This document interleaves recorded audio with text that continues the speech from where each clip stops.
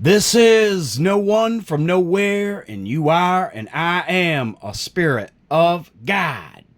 Today I want to talk to you about Jesus Enlil Enki Judgement of Angel King Metatron Enoch Sumerians in Bible. First, a couple quick jokes. Who designed King Arthur's round table? Circumference. And what king wrote the most amount of books ever? King Author. Of course. First, I ask you these questions. Have you ever heard of Metatron? How does Enoch fit the role of Metatron? How does Jesus Christ say about judgment? And how does this equate to Enoch and Metatron? Who is Enlil Enki? And how does that king relate to the biblical Enoch? And did you know that Enki, Enlil, and Enki created the Sumerian Kings? And how does this relate to, in your opinion, the Adam to Noah, the so-called kings of the Bible? And what does Jesus later say about judgment? And what are some tables of the SETHITE clan, and also what is a Sumerian Kings list table compared to Adam to Noah? First, I take you to Genesis 5:1, and this is the generations of Adam. In the day that Anunnaki Elohim created man, in the likeness of Anunnaki Elohim made he him. These were, in my opinion, and please leave your comments, these were Sumerian kings in the generations of the Anunnaki gods Enki, Enlil, and Enki of the Adam to Noah. And also, they were Sumerian kings, and they were probably made in a gradual, unnoticed way with using in vitro fertilization, since the Anunnaki gods are geneticists and they are designers and engineers of worlds, including mankind, as we discussed in Genesis 1, 2, 3, and also 4. So they were definitely made in the image of Anunnaki Elohim. And please keep in mind that we are talking about Sumer, Mesopotamia, where all these stories happened and occurred. And it is up to you, and you be the judge as usual, to understand if there are two creation stories happening concurrently or one. Next, I take you to Genesis 5:2. Male and female created he them and blessed them and called their name Adam, or the Adapites, in the day when they were created. These were the first known ruler Sumerian kings. Some can say that they were known as APKULLA OANNESS, fish priest kings. And they were Adam to Noah, including Seth, were Mesopotamian kings called Anunnaki demigods that reigned for an average of 43,200 years before the flood. Together they ruled for 432,000 years before the flood, or 120 shars. A shar is equal to 3,600 years, so 120 shars is times by 3,600 equals to 432,000 years. They also had all different names. For example, Alulim is Sumerian for the Adam, or Adapa, and was a mythological Mesopotamian ruler, regarded as the first king ever to rule in recorded history. He is known from the Sumerian Kings list, Ballad of Early Rulers, and other similar sources, which invariably place him in Eridu and assigned a reign lasting thousands of years to him. The table of Old Babylonian period from 1900 to 1600 BC from the describing the divine appointment of Alulim by the gods, notes that he was chosen among vast and many people, and appointed and anointed by the Anunnaki gods for the shepherdship of the entirety of the many people. According to the Sumerian Kings list, Enlil retained his position for 28,800 years. And he is also known as Adapa, and also we can assume that he was known as Adam. Pictured here is an APKULLA OANNESS fish priest king. The genealogy itself and its placement before the flood shows the influence of ancient Mesopotamian literature, which contains lists of Scythian kings before and after the flood. Before the flood, the ages of the kings ranged from 18,600 to 36,000 years each. So we are talking about extraterrestrials because these are not human. Humans only last 120 years currently. So we are talking about a new design or an old design, and we are the new design currently. You have to look at it in that manner, in my opinion. So now we have the ranges are Adam to Noah and Adam in particular lived 930 years.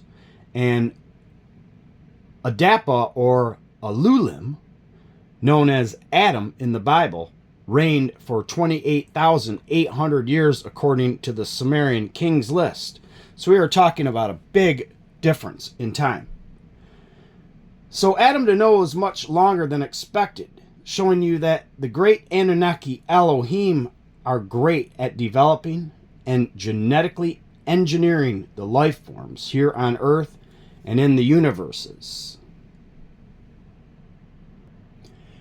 Is Enoch Metatron, and did he become an angel and master of the universe, such as, or like He-Man? You have to ask this question because he, in this next verse, walked with Anunnaki Elohim and they took him. Found in Genesis 5:23. And all the days of Enoch were 365 years. Genesis 5:24. And Enoch walked with Anunnaki Elohim, and he was not, for Anunnaki Elohim took him. Enoch is Enlil Enki and is in the important 7th position of sages. These were called APKULLA or OANNESS fish priests Sumerian kings that got started with Enki and Eridu. This may you be the judge, but the reason why the Pope also wears a fish hat mitra. You be the judge. Enoch walked with the Anunnaki Elohim and was able to communicate with them, especially Enki and Eridu and Enlil in Nippur at the Akur temple. And he was able to find out the secrets of heaven for mankind. Enoch did not die, and he is alive and well. The name Enlil Enki means a communication device in Nippur at the Dur-An-Ki ziggurat, which means a communication device between heaven and earth. This was near Enlil's temple called the Akur.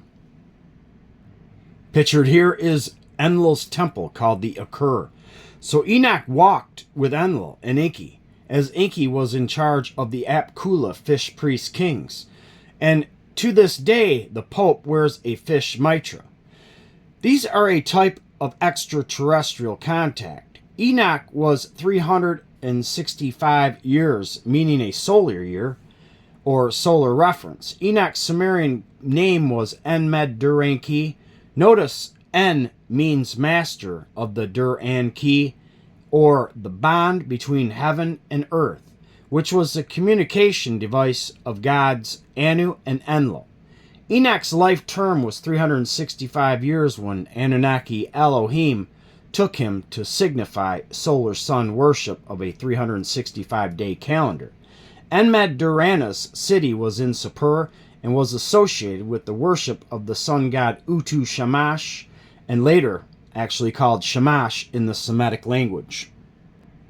Pictured here is the sun tablet of Utu Shamash, the Anunnaki god of the sun, And they still call out him during the Hanukkah for the 9 candle of Shamash to this day.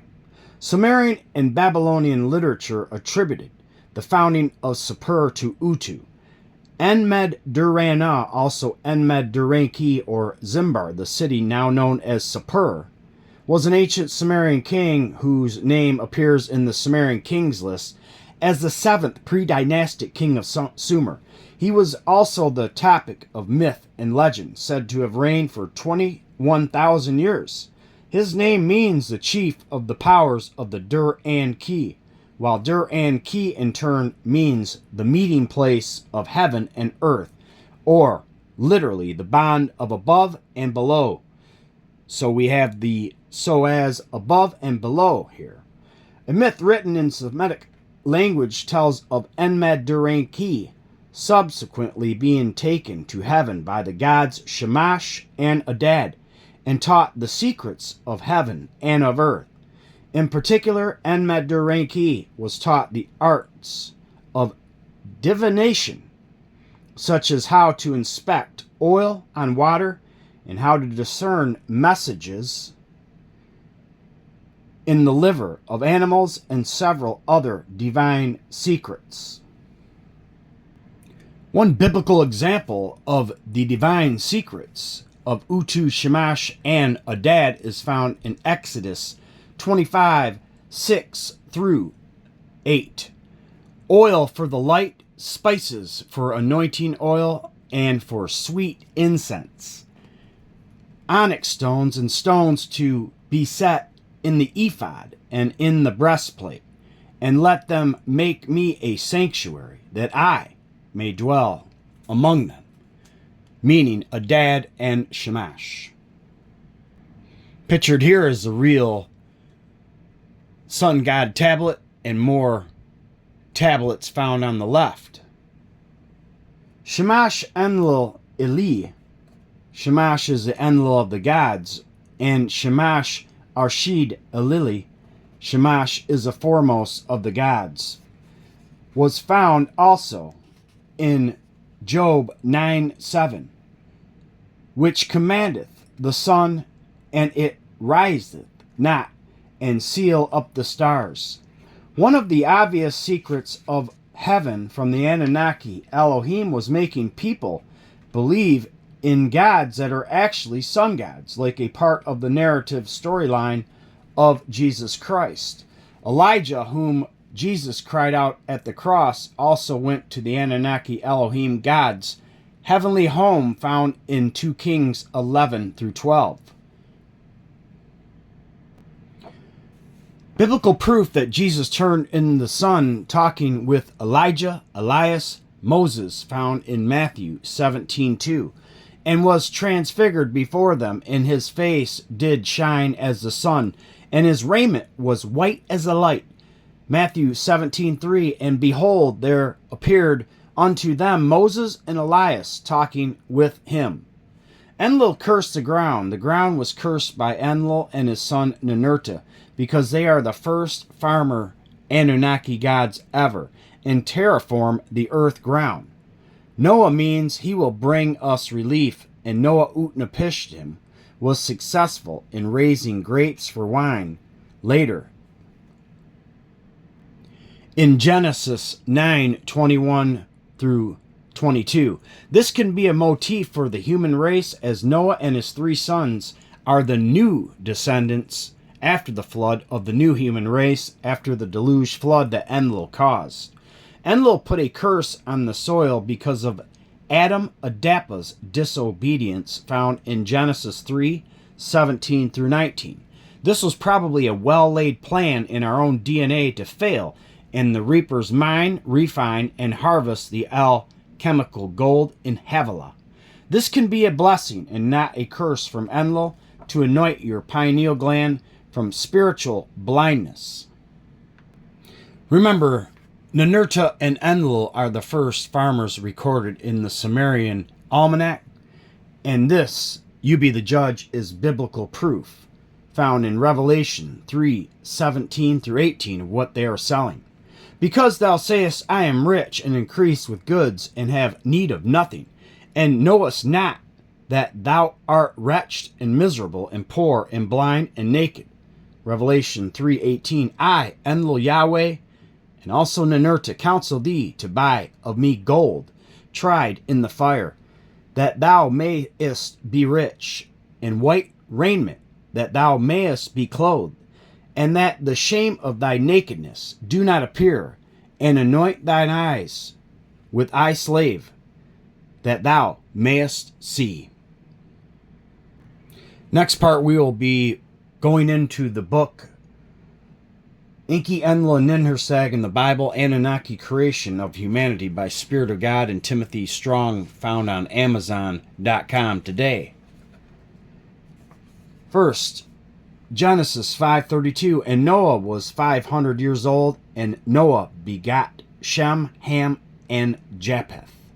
Shem, Ham, and Japheth, they all landed at Mount Ararat in the Caucasus Mountains, probably because they were Caucasians, or white people known as Indo-Europeans, and went into different directions to interbreed with the people that were male and female, found in Genesis 1:27. Either way, the three sons of Noah are in the genealogies found in Genesis 4:17 through 24, 11, 10 through 26, and the ethnic groupings detailed in Genesis 10, called the Table of Nations. Genesis 10 gives a full list of ethnic groupings that can today be seen as geographical and political places that are on our current maps. Pictured below right is the current, or the old map of Sumer, Mesopotamia. This is what I am asking you. Is there two creation stories happening concurrently, or was there just one in the same area? I know not of anything other than the Sumerian cuneiform that is probably in the hundreds of thousands, if not millions. And I know not of anything else other than their ziggurat temples that are over there, and I know not of any other king, god, or Elohim that inhabited the area back in the same time, in the same geographical area. If you do, please leave your comment and let us learn together. Here is the table in the book Enki, Enlil, and Enki in the Bible, Anunnaki Creation of Humanity. As you can see, this is the table of the first kingship on earth, when kingship came down from heaven, meaning it was from above to here. But the Anunnaki are also from below, meaning inner earth. So we have Ululim from Eridu reigning 28,800 years. You have to be the judge and ask yourself, are these human beings, or were they fish priests, Anunnaki demigods like Enlil Enki or the biblical Enoch who walked with God? Are these APKULLA fish priest kings? Are they extraterrestrials that started up humanity and are still acting as angels today? So Ululim from Eridu reigned 28,800 years, from 27,000, like 275.78 to 242.778 BC. So these are way before time. This is in Atlantis or Lemuria times. And we have other kings like Elijah from Eridu, and Eridu was where Enki, the god of water, and the Abzu had his temple, and this was at Bahrain Island and Jeddah Island in the same area near the Persian Gulf. Then we have these other kings, and one that I'd like to mention is Dumuzi, or Dumuzid, from Bad Tiberia, who reigned 36,000 years. He also was in an event or a myth with the Anunnaki goddess Inanna Ishtar, whereas he was in the descent of Ishtar's descent to the netherworld, and whereas he was the fisher of men as well, and they ate his body and also had the Eucharist starting with this God King. And it's a very interesting story, and basically he is notable in that Inanna chose these kings, and she basically would kill them after they had no service to her, including Gilgamesh is a famous one, and all the way up. So, you know, she could be doing this today, as in she, you know, had something to do with Jesus Christ's death, because he was a God King as well. You have to look at this storyline, and it replicates itself, just as in the Paris Olympics, where, you know, you have Dionysus and he's sitting on a platter and they're eating him, and you have Mary Antoinette saying, off, you know, they're taking her head off, and she's saying, you know, they can eat their cakes, meaning the Eucharist. And I've said in the last video that, you know, the Eucharist, you know, this is a type of cannibalism. So is this teaching us the ways of the man in Strong's Concordance 4478, meaning that we're eating the cow, the fish, and etc., and the Anunnaki made us in their image, and man means manna, and that is the food of heaven.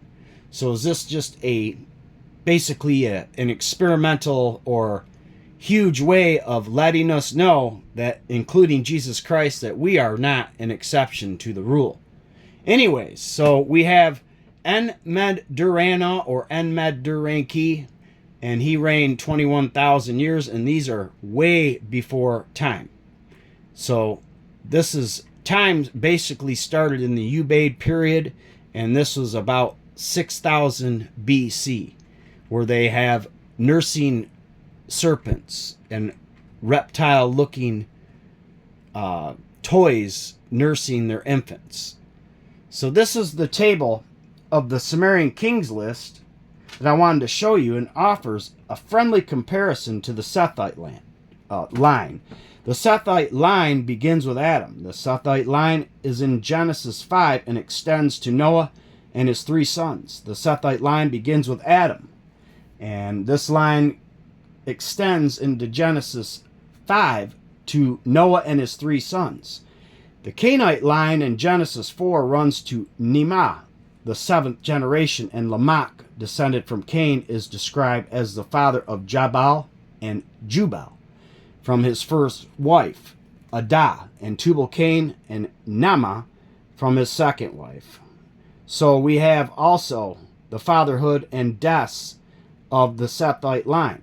In the Masoretic texts, ages at death range from 777 years to Lamech and to 969 to Methuselah, with Enoch being taken by God or Elohim at age 365.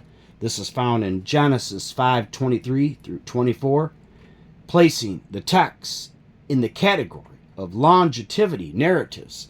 And you have to be the judge and ask yourself, are these human beings, or these extraterrestrials anointed kings that are starting humanity and starting the succession of planetary ruling for other rulers that are potentially the El, or the elites? The El is a god, and the elites are, maybe you be the judge, a type of anointed king that rules over humanity. What are your thoughts, and what is your opinion? So here is another table in the book, and this is the Sethite line, the Cainite line, and the North Arabian, and also the Sumerian King line. And you will see all these and how they cross compare to Adam and Enlil and the other ones, especially Enoch and Enmedrana of Sapur, and also many others that you may find interesting. Biblical proof that Jesus Christ was related to God or Elohim and to the Anunnaki Elohim. This is found in the genealogy in Luke 3:38, which was the son of Enos, which was the son of Seth, which was the son of Adam, which was the son of God. And this means Elohim. In my opinion, there is only one Elohim, and they are called the Anunnaki Elohim from Sumer, Mesopotamia.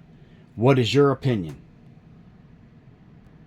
Next, I take you to the book of Enoch, chapter 6, 1 through 5. And it came to pass when the children of men had multiplied that in those days were born to them beautiful and fair daughters. Enoch 6:2. And the angels, the sons of heaven, saw and lusted after them, and said to one another, Come, let us choose us wives from among the children of men. Enoch 6:3. And have children with them. And Semyaze, who was their leader, said to them, I fear you will not agree to this deed. Enoch 6:4. And I alone shall have to pay the penalty of this great sin. Enoch 6:5. And they all answered him and said, Let us swear an oath, and after all bind ourselves by mutual curses, so we will not abandon this plan, but to do this thing. Then they all swore together and bound themselves by mutual curses. Enoch 6:6. And they were all in 200 who descended in the days of Jared in the summit of Mount Hermon, and they called it Mount Hermon because they had sworn and bound themselves by mutual curses on the act. Mount Hermon is located at the highest point in Israel, and it covers an area of about 5,000 acres, and it is 2,814 meters above sea level. It is also on the 33rd degree at the Paris meridian, which is 33rd degree longitude and latitude. And remember, at this area, Jesus Christ was called the Messiah in Matthew 16:13, and also it is at the 33rd degree parallel. Jude 1:5 through 6. And I will therefore put you in remembrance, though ye once knew this, how that the Lord, Enlil, having saved the people out of the land of Egypt, afterwards destroyed them that believed not, and the angels who kept not their first estate, but left their own habitation, who hath reserved in everlasting chains under darkness unto the day of judgment of the great day. What is judgment, and how does Metatron, Enoch, and the other Sumerian kings, you be the judge, fall into this angel category? What is a Metatron? This is an angel in Judaism, Christianity, and Islam. Metatron is mentioned 3 times in the Talmud. And also, it is a mystical, Kabbalistic text within Rabbinic literature. In Rabbinic literature, he or them is sometimes portrayed as serving as the celestial scribe, meaning they are the bookkeepers on you and everything else that is happening here on earth. The name Metatron is not mentioned in the Torah or the Bible. In the Jewish and early Kabbalah and Rabbinic literature, Metatron is the name that Enoch received after his transformation into an angel. Other ideas include Metatron is a measure, and Metatron may be related to the sentence from Genesis 5:24, Enoch walked with God, and then he was no more because God took him. And remember, God means Elohim. The Hebrews wrote the Bible, and their term for God is Elohim. What does Enoch title of Metatron really mean? It could mean that he is the youth or the prince of the presence and the prince of the world. Enoch is not called the lesser Yahweh in Enoch 2. In Enoch 3, Metatron is called the lesser Yahweh. And remember, Yahweh comes from the name speaking of Yahu, Yeh, Jeh, and Ea, or Ea Enki. Pictured here. Enoch's flesh turned into a flame, and his veins to fire, his eyelashes to flashes of lightning, his eyeballs to flaming torches, to whom God placed on the throne next to the throne of glory, received after this heavenly transformation the name Metatron in the book of Enoch 3. And this is similar to what I read you earlier about Jesus Christ in Matthew 17:2, when his face shone like the sun. What does METRON, a instrument of measuring, mean in Strong's Concordance 3358? METRON is a measure. METRON is a measure, whether lineal or cubic, a measuring rod. And this is a proper way of measuring, the basis for determining what is enough or not enough, what is fair or not fair. So this is actually the controlling basis by which something is determined as acceptable or unacceptable, preeminently rooting to the Lord himself, as his being is the only ultimate measure of truth. And this could also be that he has this Metatron angels, such as Enoch or the Sumerian Kings, or kings like Jesus Christ, currently watching over humanity and judging them to see what is acceptable and what is not acceptable. And the Lord can only be the living God, meaning Enlil, because he is the master of the command, and also his son Ninurta in several myths makes him the king of earth currently. And also you have all the other Anunnaki Elohim, that the seven that decree the fates, pictured with all their symbols right here, that, you know, watch over us and determine our destinies and our fates, and watch over humanity with an iron fist. And, you know, what do you think? What is your opinion? So this is an instrument of measuring, a ruler, or a standard of judgment. Judgment Day, God is calling, right? So this is a standard of judgment. And under judgment, we have some biblical proofs to go over concerning Jesus Christ and what he has to say about the truth of our video today. Next, I take you to Matthew 7:1 through 29. Judge not, that ye be judged. For with the judgment you pronounce, you will be judged. And with the measure, or the Metatron, you use it, and it will be measured to you. Why do you see the speck that is in your brother's eye, but do not notice the log that is in your own eye? Or how can you say to your brother, let me take the speck out of your eye, when there is the log in your own eye? You hypocrite! First take the log out of your own eye, and then you will see clearly to take the speck out of your brother's eye. Next is James 2:13. For judgment, or Metatron, found in Strong's Concordance 3358, is without mercy to one who has shown no mercy. Mercy triumphs over judgment. And remember, Metatron is a way and a measuring way to measure one's judgment for the Lord himself through his angel, such as Metatron, known as Enoch. Anybody have a speck in their eye? Matthew 7:3. Why do you see the speck that is in your brother's eye, but do not notice the log that is in your own eye? John 5:22. For the Father judges no one, but hath given all judgment to the Son. Next, I take you to 1 Peter 1:17. And if you call on him as Father, who judges impartially according to each one's deeds, conduct yourselves with fear throughout the time of your exile. 1 Corinthians 9:27. But I discipline my body and keep it under control, lest after preaching to others, I myself should be disqualified.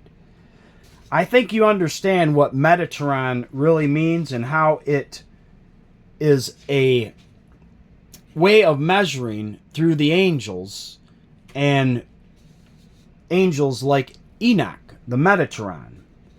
And remember, in Romans 14:12, so then each of us will give an account of himself to God, or Anunnaki Elohim.